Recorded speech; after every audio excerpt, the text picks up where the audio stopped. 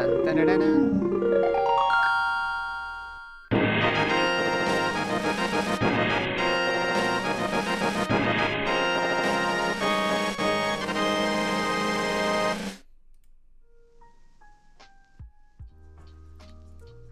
Hola community, welcome to Blender Today, episode 246. Six are the years that I've been doing this show. Yep, 2018 I started doing Blender Today live, and it's been a great journey. You know what else was in 246 was the release of Big Bug Bunny. Also quite a release, because back then, if I go to 246. There, you can actually see what has changed back then. I mean, some of these links are dead, but if you click enough, hard enough, it should work. For example, 246, I remember this splash because this is when this was done for Big Bug Bunny when it was released. And then 247, I remember because the team had already finished with Bug Bunny 246, and then there were so many bugs that it needed a new fix release, like the ones that we do now with the 4.0.1.3.2.3.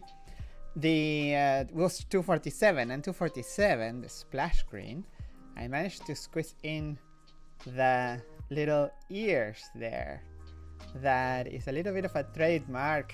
If you look at the other releases, the next one with the game engine with the Yo Frankie one, and then there was the one with 236. And I remember I learned this from the 228 when they did it for the first time, because of the transparent faces in 228. So a little bit of history there. I like going back. But why am I explaining all this? Well, because I like nostalgia. But also because if you click on 246, like the episode of the number of this episode, you go to the wiki, right? And it says like, hey, this is wrong. There is something, we cannot find it actually. But if you look at the release notes, see this page in the archive. If you click on it, you can actually see in the really old wiki that all the things that were new. And 246 was amazing. It was like the quick ambient occlusion was added for the hairs in the bunnies. UV in edit mode. The stamp, you know that when you render the stamp info that you can put on the render, well, that was in 246. Anyway, this is the very old wiki, and this is now the old wiki.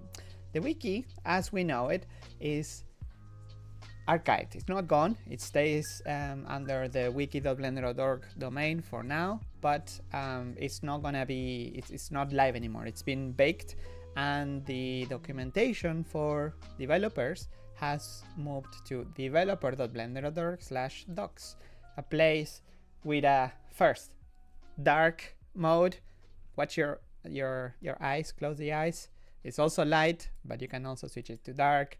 It's using Markdown instead of the wiki code, the media wiki code.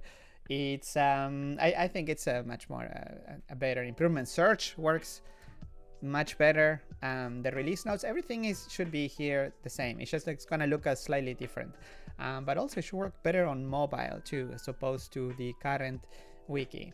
The release notes, everything that you are used to find on the wiki, you will find it here. For example, the latest news on the 4.1 development, 4.0, 3.6 LTS, everything should be here. There is a few issues with spacing here, and it will be fixed along the way when this gets updated.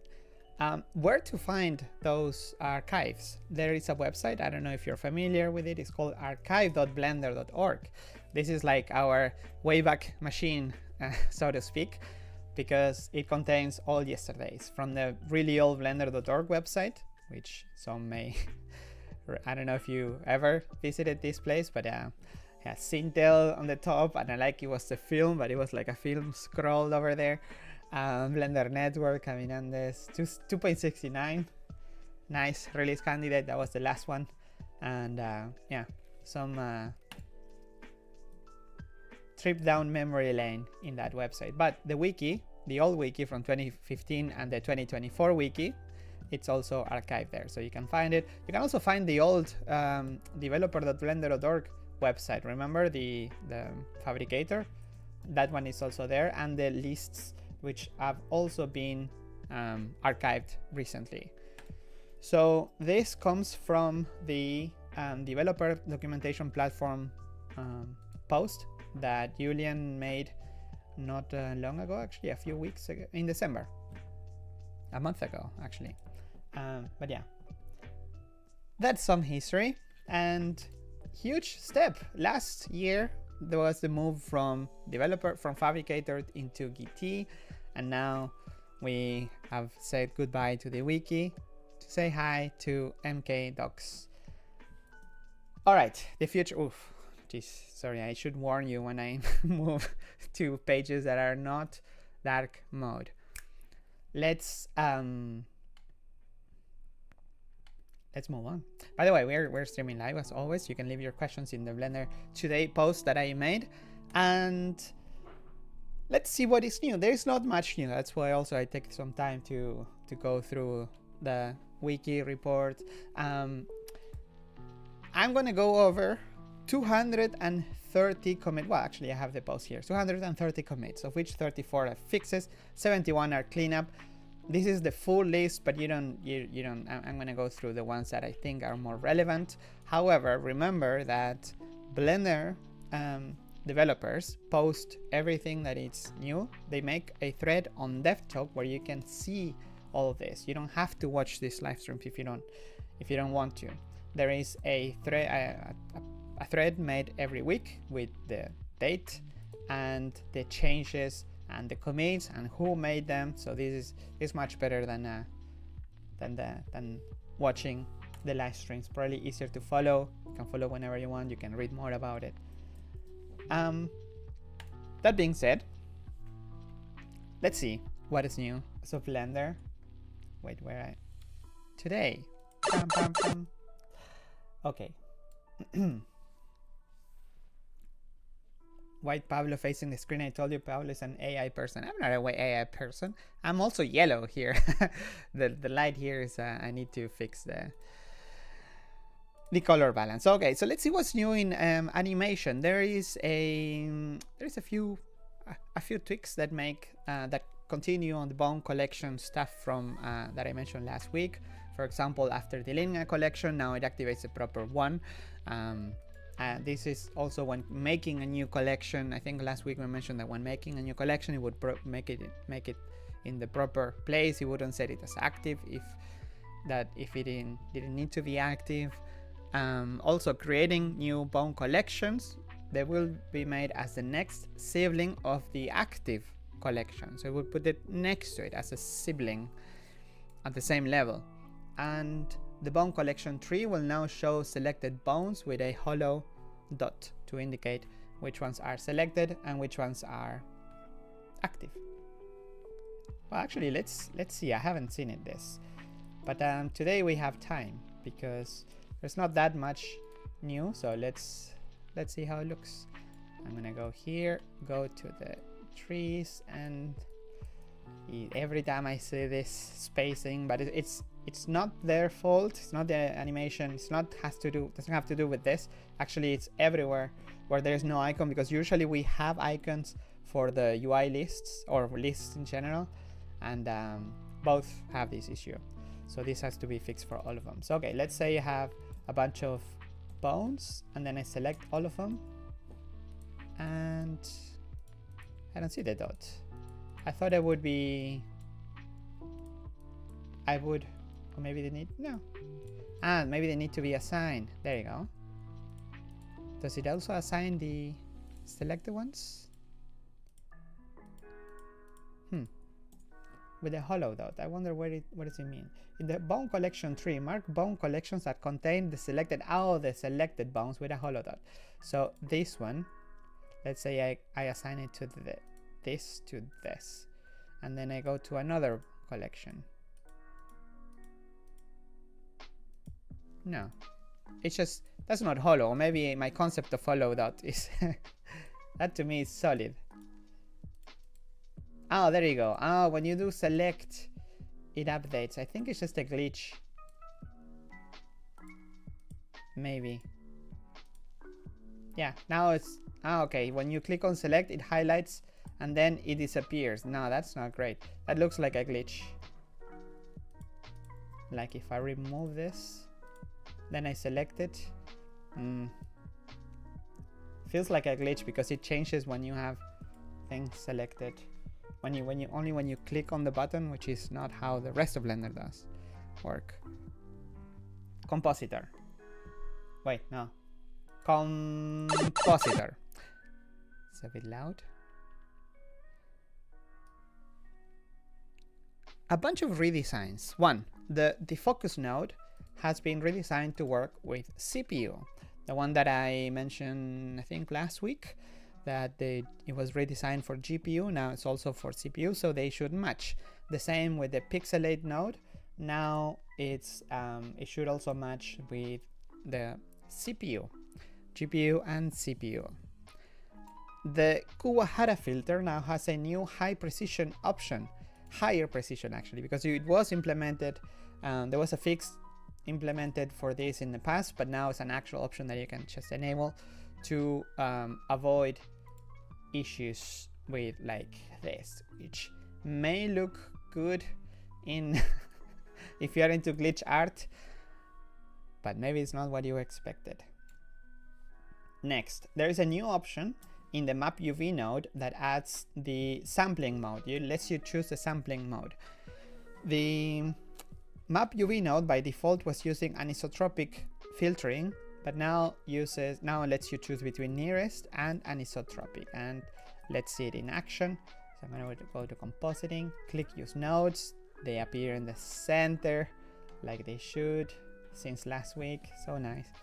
And let's search for UV, and now I can choose between nearest and anisotropic. Nice. There's no tooltip.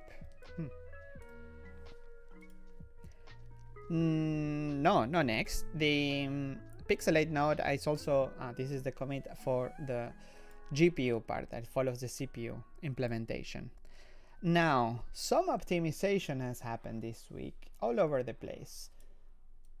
But one place that is my favorite is the depth graph, because it's everything is depth graph. Depth graph is the dependency graph is the heart of Blender. So when there are optimizations here, it applies to everything you do. There's no functional changes, but in the future it allows more easily hook the shading component to other nodes to ensure the visibility flow. There is a move scene to its own component, and finally, thanks to all these changes, now the depth graph avoids implicit tagging on hide viewport changes. So basically, do not update the depth graph if it's not needed. So when selecting objects in the outliner, toggling the visibility, only update what it's needed. So nice optimizations.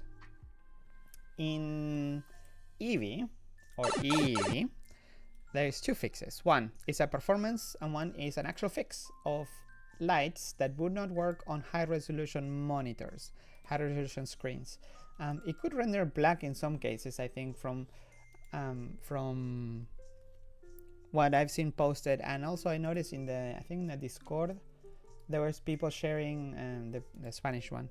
There were people sharing like just black screens in Eevee.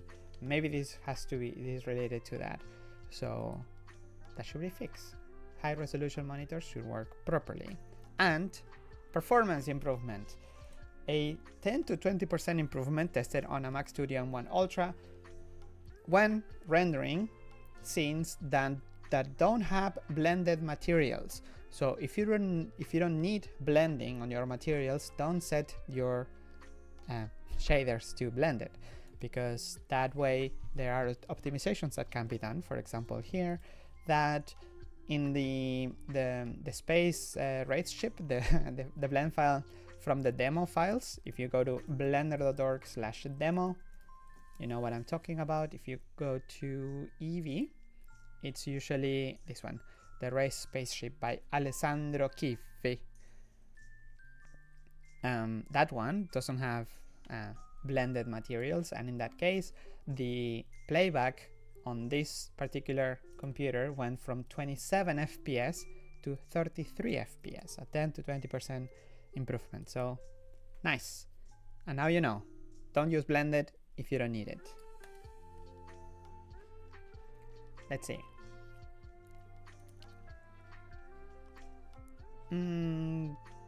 Ghost. Oh, nice.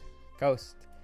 Add support for additional 3D connection devices, specifically the Space Mouse Pro Wireless when connected directly, and for the wireless connection. Interesting. What is that? It's one of those space looking, well, it's called Space Mouse. So yeah, it's like a feel on a spaceship. I never got used to using this. I had one, just the knob there. For navigation it's great, but I never used these ones with the... It looks like one of those things that maybe if you spend the time to set it up, you can probably be a time saver. Or for, you know, moving around the scene. Now it supports this model, thanks to Esashika Kaoru. Next, there is a bunch of Grease Pencil V3 updates, and some of them are, for example, this one. Pass more attributes to the renderer. Nice. Casey implemented the following attributes: rotation, aspect, hardness, vertex color, fill color, and stroke UVs to passing to the renderer. So I assume these can be rendered now, where I couldn't before. Folk added some curve plane normal caching. This adds a cache to read a normal vector for a plane that roughly fits a curve. If the curve lies on a plane, the vector always points along this plane normal, otherwise it's an approximation. The cache is lazily calculated and invalidated when the positions are tagged for a change. So performance improvements. And the next three changes are related to modifiers. 1. Opacity modifier. The implementation is based on the Grease Pencil V2, and the functionality is largely unchanged according to Lucas. The subdivision modifier has also been implemented, in this case by Yiming, and the implementation should be fairly similar to GP V2, the Grease Pencil version 2. And finally, Lucas also implemented the tint and color modifiers, also known as hue saturation modifiers, also based on the GP2 implementation. And they are in a menu called, if we add a Grease Pencil, and this is even for V2. In Grease Pencil, if you add a modifier, there is a new category called color, and these are the different options. The order is wrong here. Hue, tint, opacity, but O, P, Q, R, S, T, yeah. Opacity should be above this. It's not automatic. We have to do it manually now these days, but that's an easy fix that we can do, or developer or community can do. Just literally one line, moving this here. No, where is it? It's in Python, right? Properties, modifiers, self operator, add, tint, color. Yeah, this opacity should be up here. Next, the G4 geometry nodes. Oh, nice. Reorganize panels in the modifier. So remember that a few weeks ago, or last week, I mentioned that some weeks before that, Jack implemented the panels, like drawing of our sub panels in Python. So you can, well, it used to be Python, but now you can put them anywhere. They're part of the layout. You don't have to define a new panel and register the panel and it will show always at the bottom. No, now you can put them anywhere. And with this in mind, I think that makes it easier for things like geometry nodes to benefit from it. If you remember, geometry nodes had some panels that would always show. There were like the output attributes, and yeah, there were at some point some panels that, because of the way they were the Blender UI code works, they couldn't be hidden. Now there is a panel called Manage, and now the options are in this sub panel. So name attributes, in this case I don't have anything. It could be even hidden if we don't have anything, or it could say like, maybe it's better if it says no name attributes, because that way you know. Bake, the bake path for the bake information, and manage. In the case of now it says no name attributes, but if you don't have anything, interesting. Okay, that's a bug. So the bug is that name attributes is empty when you just make the modifier, and if you make geometry node, then it finds it. That sounds like an easy fix. It's even erroring like crazy here. Data files, assets, generic, select box, .dat. Add-on updater, installer. No, that's an error from Polyhaven.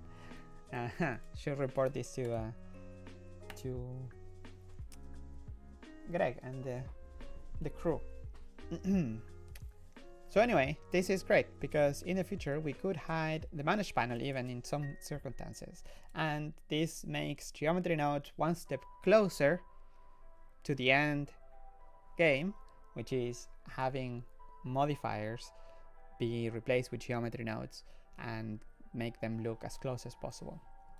So you can't tell that they are geometry nodes, but they are, and they are easier to update. All right, next. Also by Jack, support synchronous baking.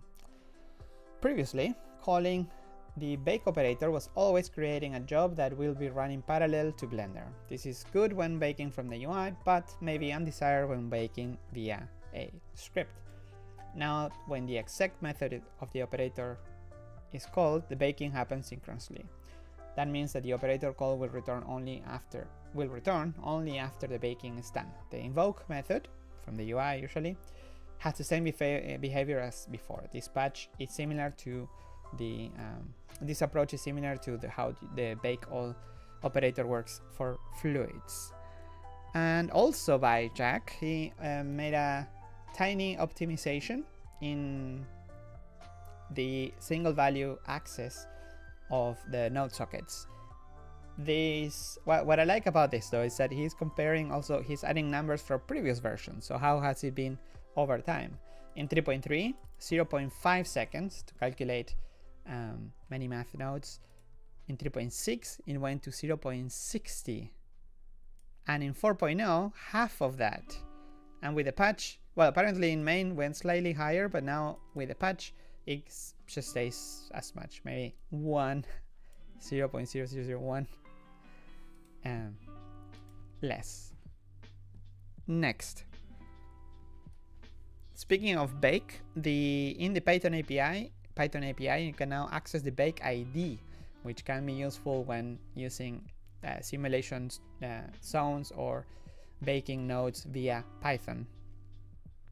And also related to Python, the node property of nodes modifier bake is now accessible, so it allows scripts to filter the set of bakes. For example, the simulation nodes bake or the whatever bake you're using with the new bake node via the node name.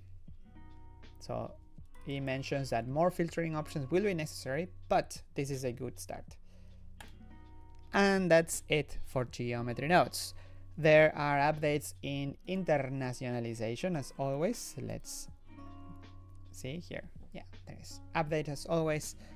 And all right, I need to go full screen for this. Linux users, unite, because you have been blessed with the gift of performance. Your setups, as of a few days ago, are now much faster. Depends on what you're doing. Apparently, allocating memory is now faster in some cases with huge arrays. What does it mean in practical examples? Cycles rendering CPU is about 5% faster now. But I asked the developers, well, not bad, that's amazing. But wait, there is more. It likely also improves performance in other areas. It's mentioned by Eugene, and Hans made some tests with mesh attributes, evaluation of mesh stuff, and that went from, and I need to check, maybe in the pull request is mentioned, because there were some really nice improvements. Well, this is already nice. Monkey test.blend rendering engine. This is for rendering, but there were also cases where like it went from like 20 something FPS to 30. It's like much faster playback of animated meshes. That's awesome. It's all over the place. Basically, the Linux kernel makes it so it uses huge 2 megabyte pages for large allocation, which used to be 4 kilobytes. So that's kind of a big deal. And this will have repercussions all over the place, not only for, in this case, for mesh editing or cycles, but anywhere where huge arrays are needed. So nice. Another reason to move to Linux.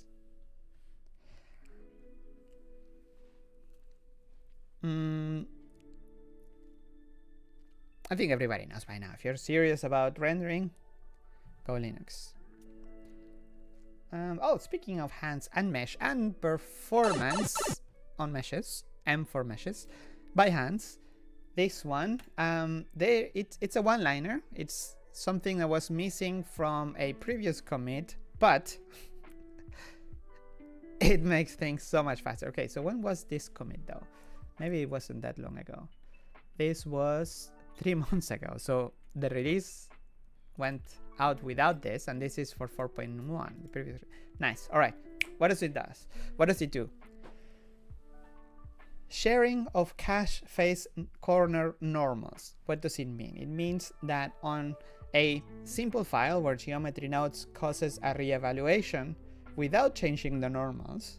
So if you don't change the normals, the FPS, frames per second, increased from 2.6 frames per second to 14 frames per second. So this optimization was done already in other parts in the past. Vertices, face normals, loose vertex, but the corner normals were missing. Not anymore. So yay for that. 4.1 looks like it's gonna be a performance queen. Next. Ooh, all right. I also need to actually. What was the name of today's episode? Did I call it? Oh, liner goodies. All right. So I'm gonna need some noise in the chat, some emojis, because once again, and I'm happy that this is the second week in a row that a huge, well, not huge, a small feature that has had a huge request by pretty much everyone in the community for years, it's here. Brace yourself. Outliner. Double click on the item icon to select the contents hierarchy.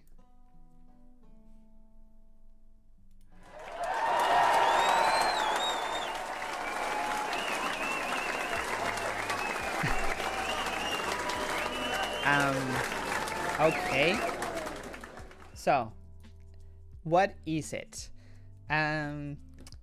It's just that. Double click on the item on the collection, and it will select whatever is inside.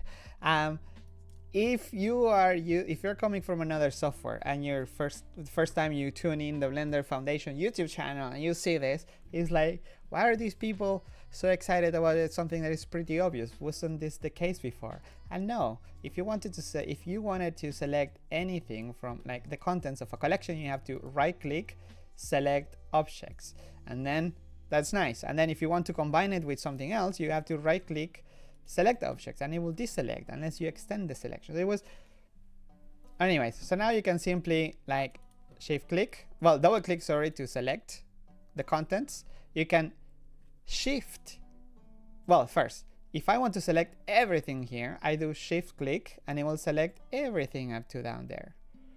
If I want to select the contents of collection and collection 3, I would do control click, double click, and it will select these two. That's game changing. I know it's very, very small, but it's something that it just needed to be done.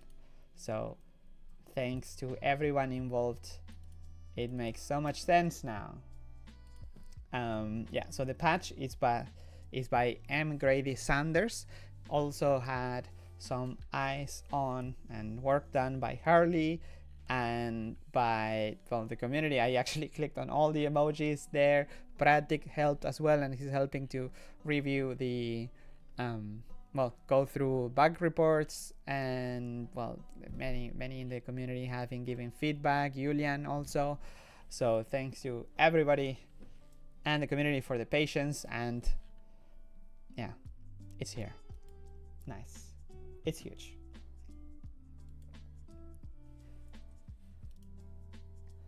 All of our games have changed forever. No, it's huge. I always select the wrong thing. Me too, Julia. Me too. I've been double clicking on that for a while, like hoping it would happen. It would materialize into a feature. All right. That was all for Offliner. Let's go to P for Python API. There's also many other changes in the Python API, but the one that I'm going to mention has to do with performance, because it's kind of big for accessing lists in Blender, for getting and setting in via Python in Blender. The shape key points, shape key dot points, should be now faster. How much faster? Well, in some cases, when using a Python list, it's about 2.8 times faster. In some other cases, with a compatible buffer, it's like 11 times faster using large collections. For example, when you have 100 elements that you need to go through, it's about 11.7 times. However, when you have 100,000 elements, it's 200 times faster to go through this, dropping off to about 65 times faster for much larger collections. So yeah, it's good news for add-ons, scripts, and everything in general. So thank you, Thomas, for working on this and many other improvements in performance that I've seen you committing recently. Such as the next one, which is not on the Python per se, it's in the RNA side of things. Speed up the raw array when accessing the property, when the property is stored contiguously. How much faster it is? Well, it's gonna depend on each case, but sometimes it can be, depending on the Python list, it's slightly faster, but when a compatible buffer, it's about 28 times faster in some cases. On a mesh with 300 faces, it can get twice as fast, and the more faces you have, I think it's even more. Yeah, exactly here, 98,000 faces, it can get up to 28 times faster. So pretty neat performance. Another performance user, Mr. M. Thomas, right? Yeah. For some reason here shows the name and here shows the nickname. Gitty mysteries. Next, speaking of shape keys, now you can lock shape keys thanks to Alexander Gavrilov. He made it so you can support locking the shape keys to protect from accidental editing, or because you just want to lock them. It is a very common issue for graphical editors with layers to support locking individual layers to protect them from accidental edits. And we do have this already for vertex groups, I think, right? I believe So click, click, click. Yeah, we do have locking. Well, this concept of locking now is also present in the shape keys. And I'm not sure if the icon should be on the right or on the left, because this affects everything. So maybe it should be the right mouse, but it will be the misaligned with the vertex group, which is right above. I don't know. Shape key update. Yay. Yeah. Nice. Next. It's time for you and I. User interface. Another one by Guillermo Venegas that we had last week. This one, actually, oh, I should close the one. There is a right-click select thread that I mentioned the other day. Where was it? Filter add-ons, this one. Filter add-ons in alphabetic order. This, and it's actually committed now. Now the workspace, the list of workspace add-ons, it's no longer hard-coded to be a list with like a box and a list with the with a UI that is nowhere to be seen anywhere else in Blender. It's now using the built-in UI list component, which comes with built-in sorting and search, so you can actually search your add-ons. Let's see it in action, because I see some people have many add-ons and this comes in handy. If you go to the tool section here in the viewport workspace, you can filter add-ons. This has been around since Blender 2.8, since always 2.80, but now the list that you can use to filter these add-ons, right? You can enable or disable add-on. It's too bad the click drag doesn't work. Well, but now at least you can search. So if you're here and you do Control F, you can filter by camera, boom, click, and also sorting alphabetically, right? So you can search more easily, you can go through them more easily, and invert the sorting, so you can sort alphabetically but inverted, so it will start, the A will be at the bottom and the R or the Z will be on top.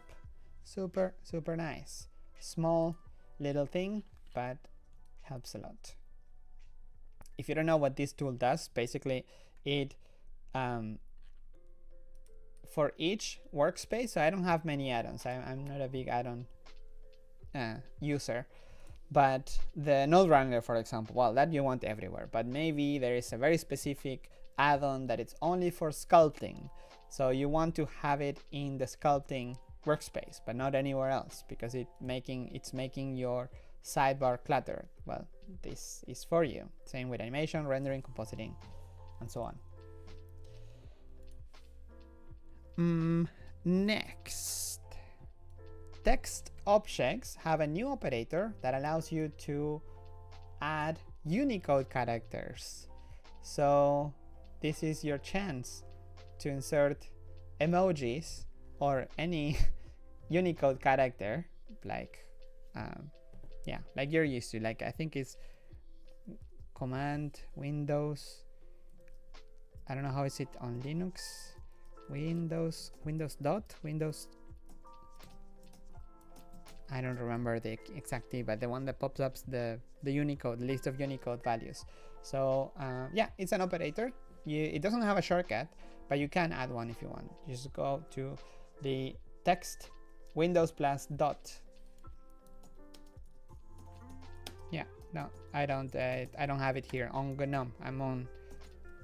Anyways, the Unicode is universal. You can use the same codes for any operating system, but it would work on edit mode of the text objects. Next, this is more like a fix. The revert to saved preferences option would be grayed out with factory startup. This made it seem as if it wasn't possible to load from saved preferences when running with factory startup.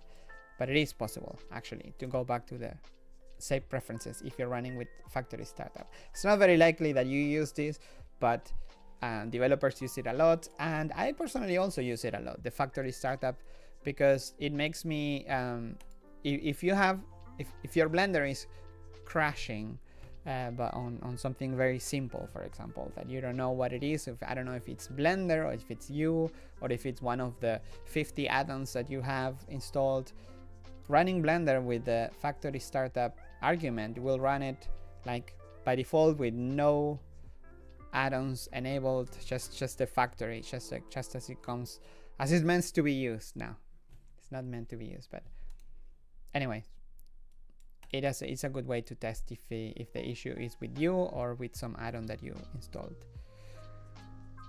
Next, this is a fix on the get window under cursor behavior. It could happen that it would try to guess which window you have under the cursor and it wouldn't work. Now it should work better.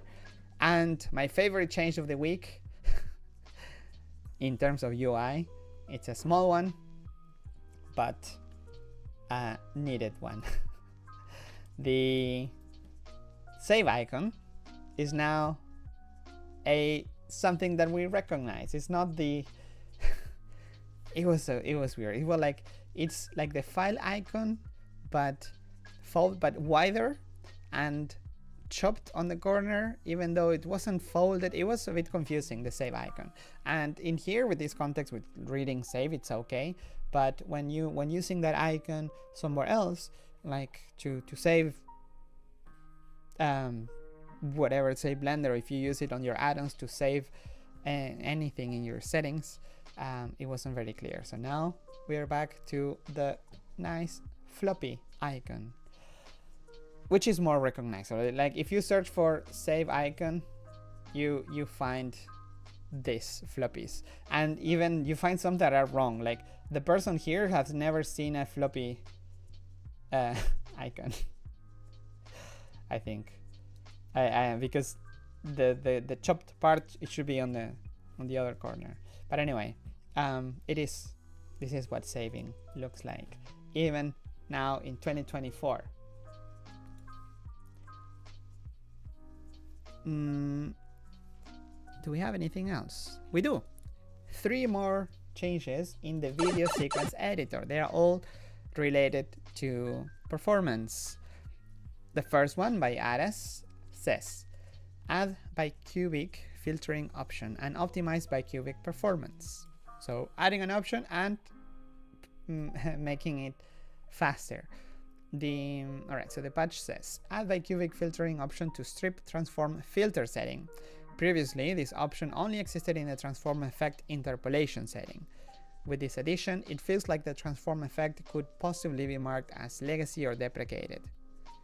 Yes, please. If it's already in the strip, we don't need another strip effect for that. Since the regular transform that is on all strips can do everything that transform effect did. I think it could. And also we have the adjustment layer if you want it, right? And the adjustment layer has, I think, if we go to video editing, the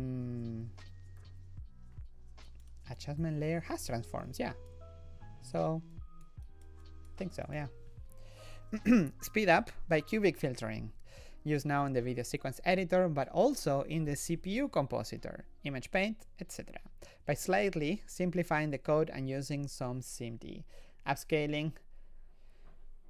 So upscaling a 96 by 54 image to 4K, basically 3840 by 2160, using bicubic filtering went on Windows, it went from 35 milliseconds to 15, so more than twice as fast.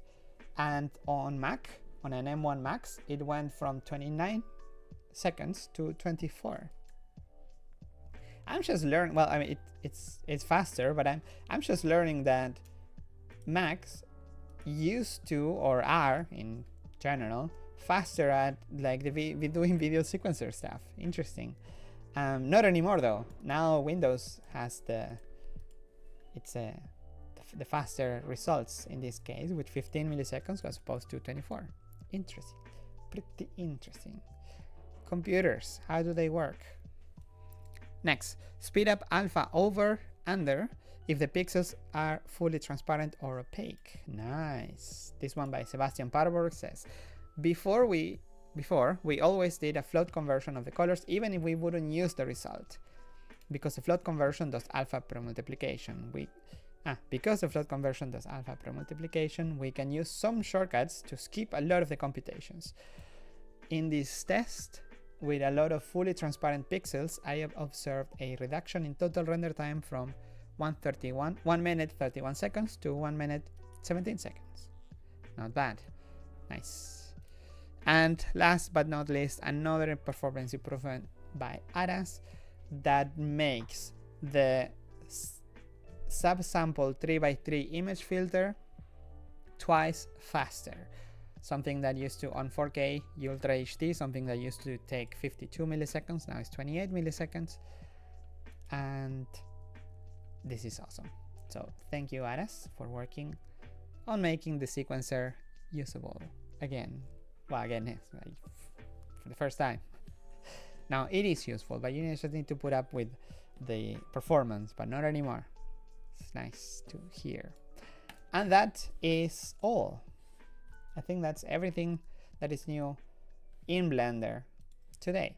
Let's see if there's any questions. There are 9 questions, so I will try to answer them here as much as I can. Let's see all of them. It's only 9 questions. Let me first get some mate. How have you been? So good. Did you have a nice week end? Any cool Blender projects you're working on lately? The first question by Dimitri4. It's not related to Blender. Cinema 4D. What is it? Wait. What would it take to make text topology not an issue, like in Cinema 4D? So text topology is not an issue in Cinema 4D. I just didn't know. I know they're popular for these kind of tools like motion graphics.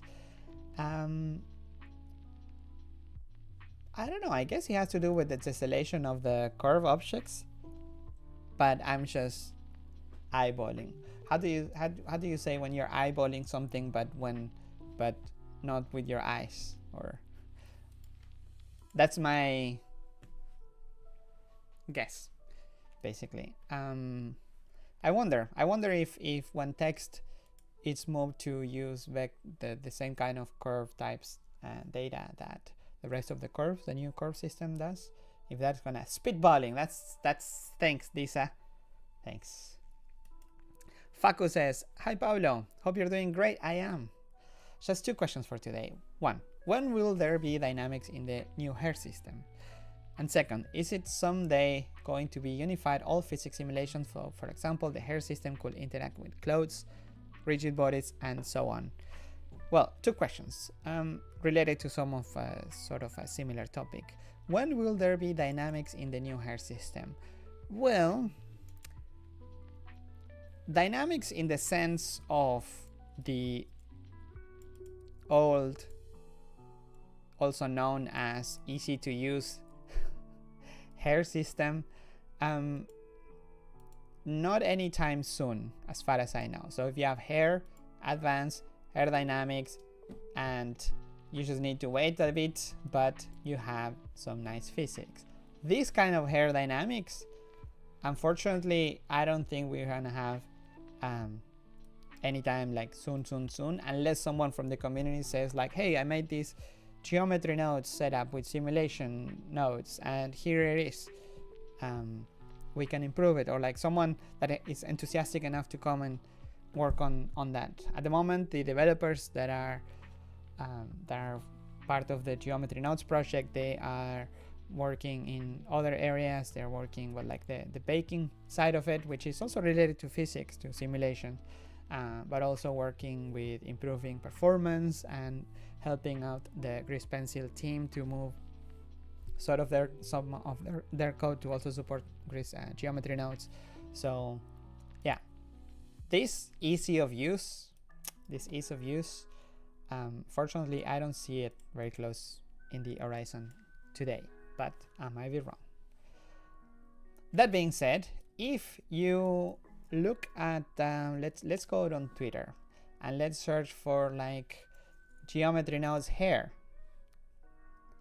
and if you look at like, I don't know, physics, there are people doing crazy things with geometry nodes and with hair physics using simulations with geometry nodes.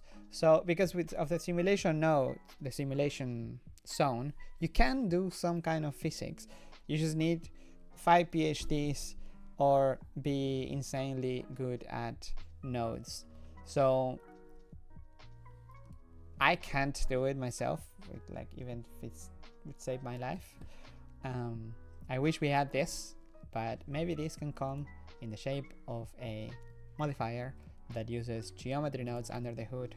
But again, it's not real physics, right? It's just some basic simulations. So I hope we can have this one day. I hope. Or it would be, I don't know. It really just takes enthusiasm for someone like someone from the community to come and say, hey, I have these crazy setups. Let's try to make them usable and for everybody. Now we have geometry nodes as assets that we can ship with Blender. So yeah, it really takes just someone to push that forward. Then next, is it someday going to be unified all physics simulations? So for example, hair, clothes, rigid bodies, and so on.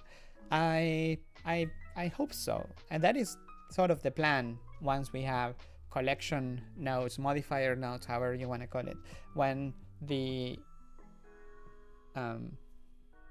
geometry nodes is not applied only to the object mesh, like object data, but to the scene, like scene nodes, collection nodes, however we want to call it. Alan says, hi Pablo, great episode, thanks.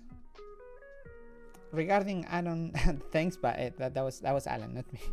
Regarding the add-on filter, what would you think about inverting this behavior?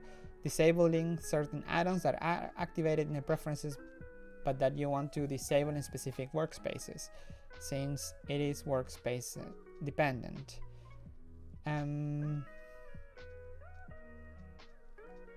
Yeah, right, it would be less clicking for sure. Again, I don't use add-ons, so I don't know. But yeah, it makes sense, right? Like filter, you want to filter out.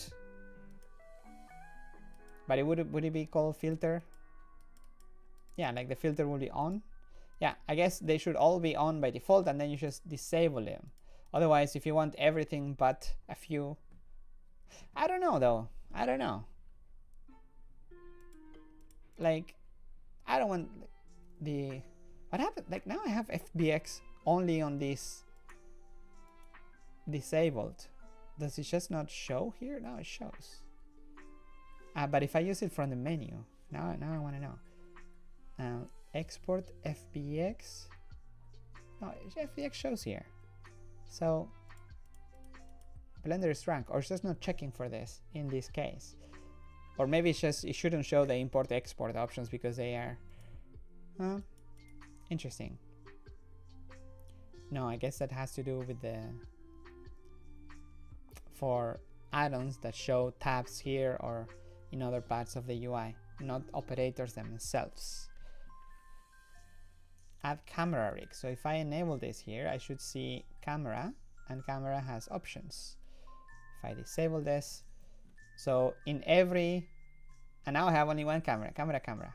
And if I would like to have camera rigs everywhere, then yeah, probably it makes sense, right? It makes sense to have this inverted. If you have it installed, it's for a reason, right? But yeah, you're right. Good point, Alan. Matt says, hey Pablo, what's the name of the track songs that play in the background in Blender Live? That is called the Animal Crossing soundtrack by Thahian, an amazing artist, French, I believe.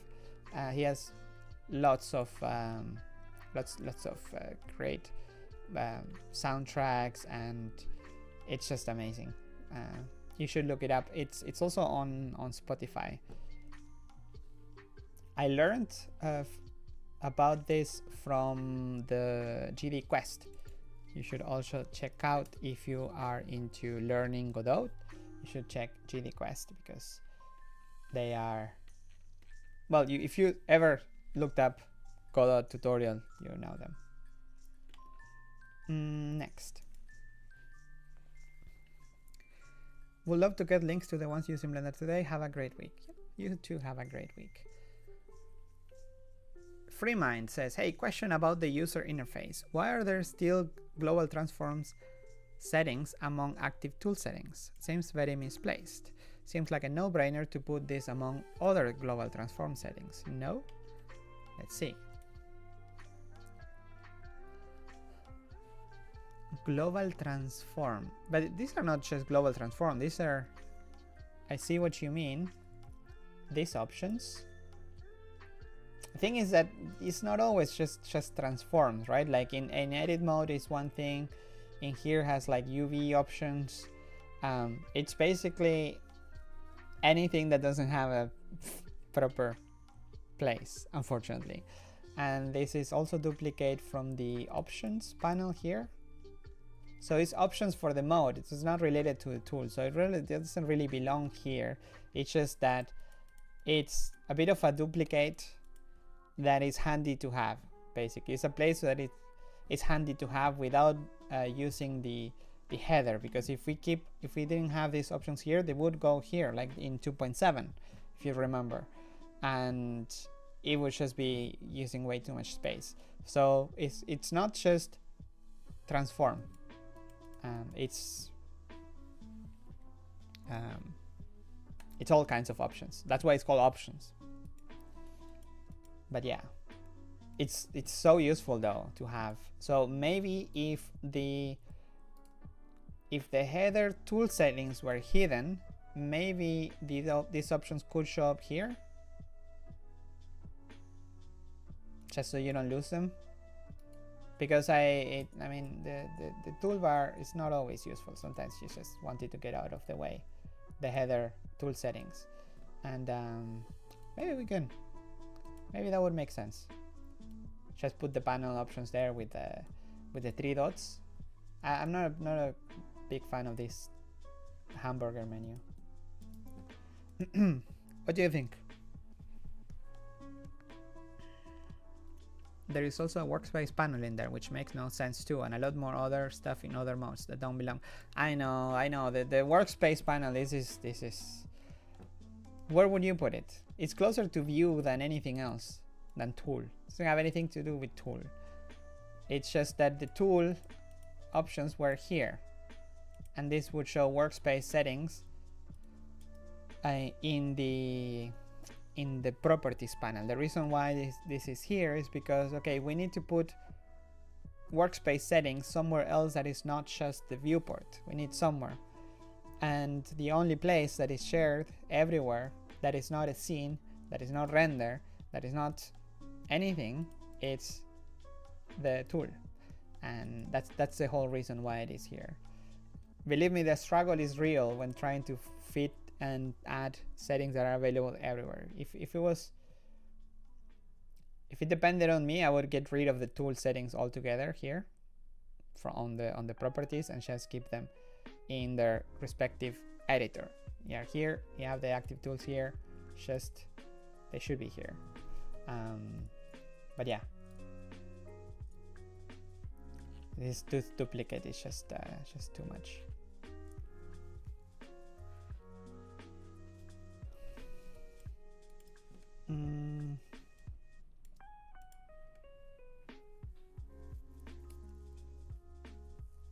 But yeah, one of these things, well, what do you think, by the way?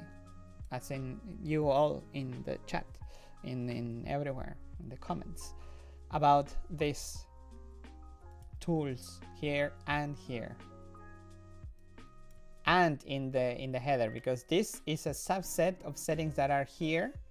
Some of them are duplicates, so basically the texture panel and stroke, and some of them are duplicate in here. Like this texture is texture, stroke is stroke. It's not great. What do you think? Maybe something for Blender 5. Hola señor, when you click on the output file name icon and write the file name, Blender now changes the name by itself. For example, if I write foo, it will change to foo underscore. You can change it again in the property pane, but it's a bit annoying. Why is that? It's breaking our pipeline. When you click on the output file name icon and write the file name, output file name icon. Icon? What icon? Output file name icon, and I type something that I added manually. What is the icon here that if it's just said output file name icon? I'm gonna need more context. Nabbat says, Oi, Dalai, just a Dalai. It's the other Latin American. Customization is massive, and it's a bit of an issue. Every customization menu is massive as well, and wider than it is deep. What's your take on basic customization menu? That opens up further into the current granular one, or for example, a number of things in Blender that are the same color by default. Perhaps their values should begin linked. Other than that, we still need nodes with vector curves in their UI to use correct splines for geometry nodes and material nodes accuracy. If you know how to bug, who to bug, please. It's a very old, nearly invisible bug that affects. Alright, I'm a bit lost. First, customization is massive, and it's a bit of an issue. Every customization menu is massive as well. Every customization menu, and wider than it is deep. What are you talking about? What's your take on basic customization menu? Customization is key, and with Blender's API, it really doesn't get more customizable than that, right? Like if you just you can rewrite entire headers, like entire UI. So yes, it's not really user friendly. You need to know a little bit of Python, but nothing too crazy, especially with app templates. And we still need nodes with vector curves in their UI to use correct splines for geometry. Nodes with vector curves in their UI.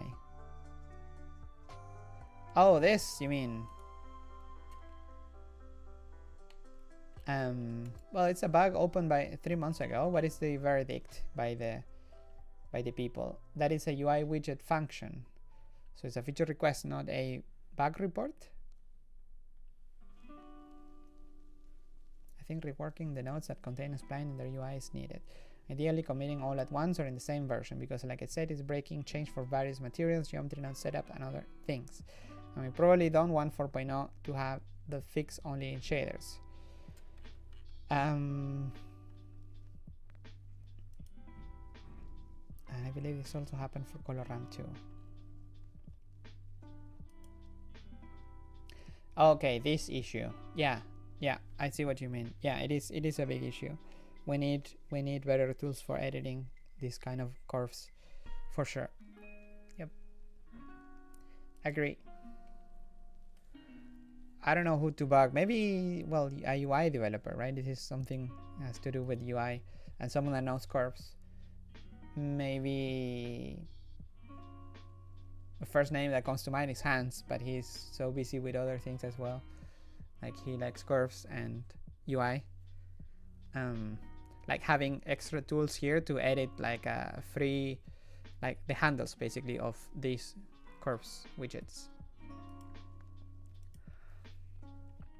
Next, hola Pablo. Just wanted to share a request I made some time ago for a quality of life improvement. Image preview for folders in the file browser. Ooh. Image previews for folders. When importing multiple texture from different files, it becomes painful to have. Ooh. Interesting. How would that work in the case you have very heavy textures? How many do you load? And is it useful to see only like just the top of some of them? Wouldn't it be nice if they were just like overlap, like you should see multiple instead of a folder, like playlists on YouTube. No, playlists preview. YouTube. I don't know if I'm gonna find the image, but they now show stacked. I can make a mockup. But yeah, this doesn't. It feels a bit useful, but it could be better. Could be better. I hope the new year has been treating. Okay, so anyway, so just to go back to this, I do agree. I like about the idea, but not the design. I hope the new year has been treating you well. It has been treating me. I'm gonna read the question. I read on the forums that there is currently an effort in making cycles into a spectral renderer. I have always wanted a more efficient way of creating dispersion effects for things like soap bubbles and diamonds. When can we expect this? And there was a developer working on this, Vysen, I think it was. She was looking into this. The only thread I know about this is the spectral rendering. There's a spectral renderer. Thoughts on making cycles into this. There are some threads talking about it there, and that's as far as I go. I don't know exact. And there was a patch even, because I've seen some renders that are super noisy, but there was something there was light at the end of the tunnel. Second, as a jeweler, I thought a shortcoming of cycles were its handling of caustics. Are there any plans to integrate a more robust way of rendering caustics? Hey, have you looked at path guiding? Caustics are all the rage. I mean, CPU now. They're limited to CPU. But, I mean, cycles, path guiding are there. Path guiding, better caustics, and less noise by the one and only Christopher 3D. Let's see, we're enabling caustics basically. There is like a before and after example that is crazy, and this is from 2022. This has been even better in the later versions, and I think I even mentioned it. Exciting render updates also by Chris, path guiding updates on this, like here there is with and without, and you see actually, and this is even a jewelry example. No thanks, there you go. It is actual caustics, and in 3.6 and in 4.0. 3.6 noise, 4.0 nice. I love the content that Christopher does too. Chris Mills, yeah, because look, I've like, this really makes a difference. You look at this render and it's like, oh my god, this is amazing, this is photorealistic, it's great, done, my job here is done.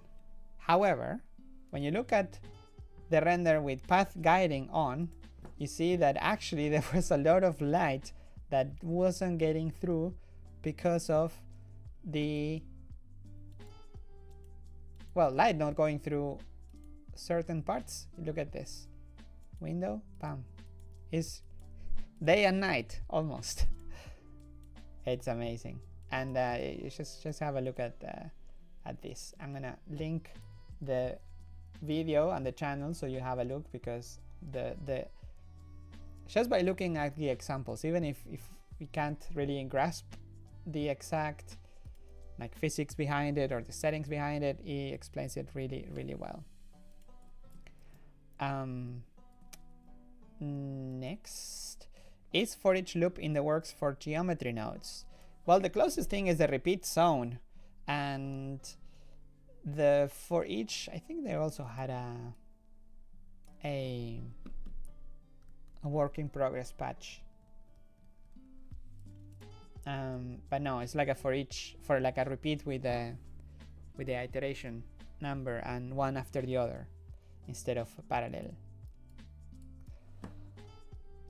That was the last comment, and it's actually way past my time, 1 hour 10.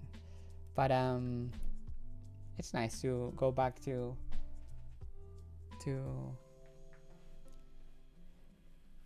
having the time to reply to everything. I'm gonna cut it short today.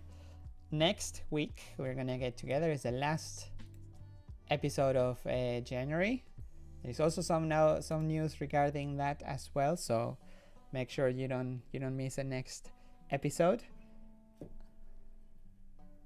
I just noticed that Messi is appearing here.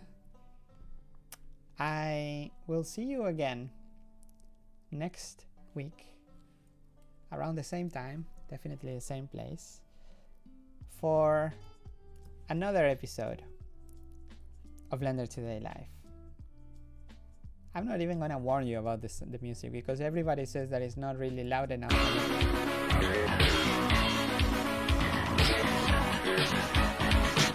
Was that loud enough? See ya next week. Take care. Happy blending.